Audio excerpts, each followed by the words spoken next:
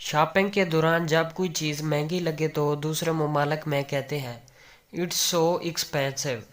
पाकिस्तानी आप रखें हम आते हैं। एक फैसलाबादी सऊदीया जाने लगा, बेगम से कहने लगा उधर से मैं पैसे भेजूंगा तुम जोड़ती रहना। बेगम आगे से कहती है क्यों तुसी पाटे नोट भेजने जे।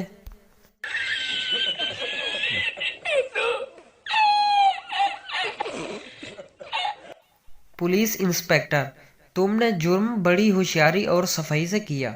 मुलजम शुक्रिया जनाब, आप पहले आदमी हैं जिन्होंने मेरे हुनर की तारीफ की है।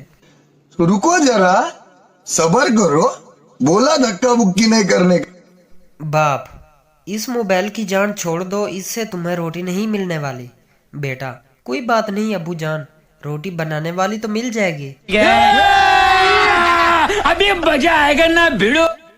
फिर खान साहब ने पुलिस से कहा चलो मैं भी चलता हूँ, 6 हफ्ते की तो बात है।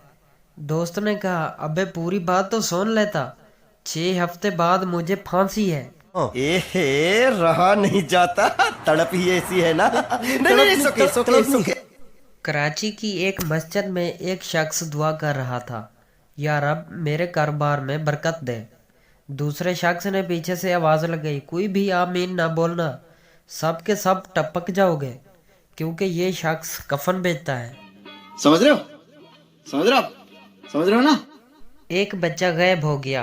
किसी ने बच्चे की तस्वीर तलाश गुमशुदा के तौर पर फेसबुक पे डाल दी कि बच्चे को ढूंढने के लिए आसानी रहे और दूसरे लोग भी तस्वीर फॉरवर्ड करें।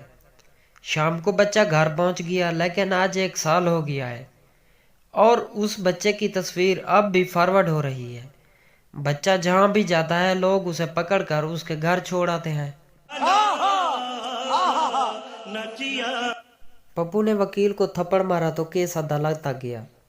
वकील जज साहब इसने मुझे थप्पड़ मारा है। जज क्या ये सच कह रहा है? पप्पू जी जज साहब ये सच है। जज 500 रुपये जुर्माना अदा करो। पप्पू उठा और जज साहब को भी थप्पड़ मार दिया और उसे 1000 रुपये दिए और कहा माजरत जज साहब, मेरे पास खुले नहीं थे, आप दोनों आधे आधे कर लेना।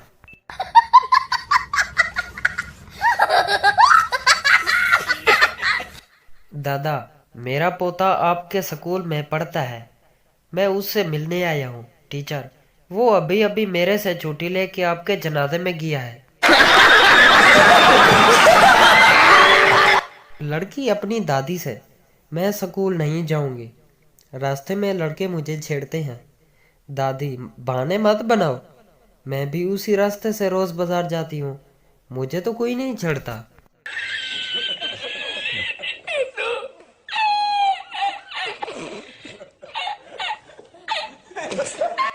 ऐसी मज़ीद वीडियोस देखने के लिए हमारा YouTube चैनल सब्सक्राइब करें।